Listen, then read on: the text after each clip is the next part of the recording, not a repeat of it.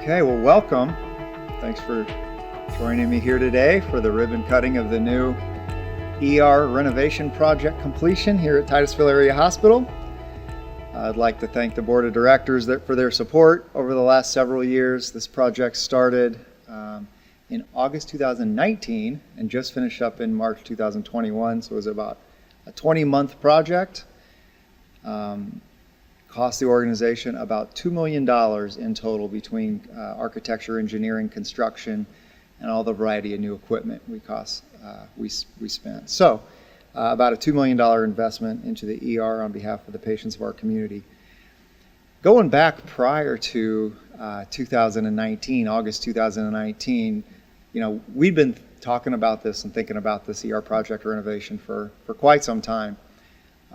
When I came to Titusville, one of the first things I noticed when we walked through the ER was we had ER rooms that were still divided by curtains, both for walls and for doors. So there's a real privacy concern there, and privacy is obviously very important in healthcare and more important in a small town hospital. So that was something we wanted to do. But when we looked at our ER, there were a lot of problems that we wanted to fix from a systemic perspective. And so we set out on the goal to fix those problems, and if we could get those problems fixed, we would work on improving the ER from an aesthetic perspective. So, our ER does about 8,000 to 10,000 visits a year, so we see quite a good number of people every year.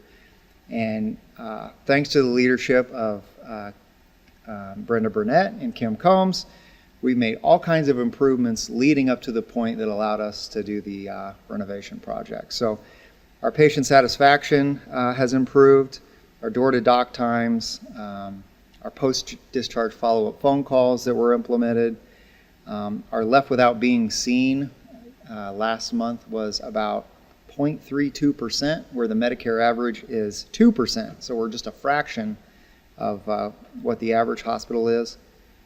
Last month, 100% of our ER patients surveyed said that they would recommend the Titusville Area Hospital ER. So those are all terrific things that we wouldn't have been able to embark on the ER renovation project without first improving those satisfaction and quality goals. So congrats to you guys for making that happen. So with the ER project, there were a lot of functional improvements.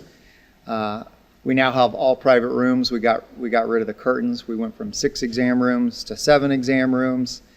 Removed the stairs that people had to traverse upon entry. We added an overhang to keep the ambulance out of the weather, and we added a more private nursing area. The architect, I'd like to mention the architect and the general contractor. Weber Murphy Fox was the architect, and Howe Construction was the contractor who did a terrific job for us. And finally, I'd like to recognize the major contributors. I have the donor wall behind me, and there's a lot of people and a lot of names who gave a significant amount of support to the organization and to this project specifically. But I'd like to recognize the platinum sponsors, which are those folks that contributed $10,000 or more. So those people are Catherine M. McKinney, Dr. and Mrs. Arthur William Phillips Charitable Trust, Farmers National Bank, 5M Foundation, Fleming Family Foundation, Harold D. Jones Charitable Trust, Helmer Rabold for Charities, John Henney Charitable Trust, John Nesbitt Reese and Sarah Henney Reese Charitable Foundation, and the Titusville Area Hospital Auxiliary. So those were our platinum sponsors. Each gave $10,000 or more to the ER renovation project. So with that, thank you for your time and attention, and it gives me great honor to introduce the new ER to the community. Thank you.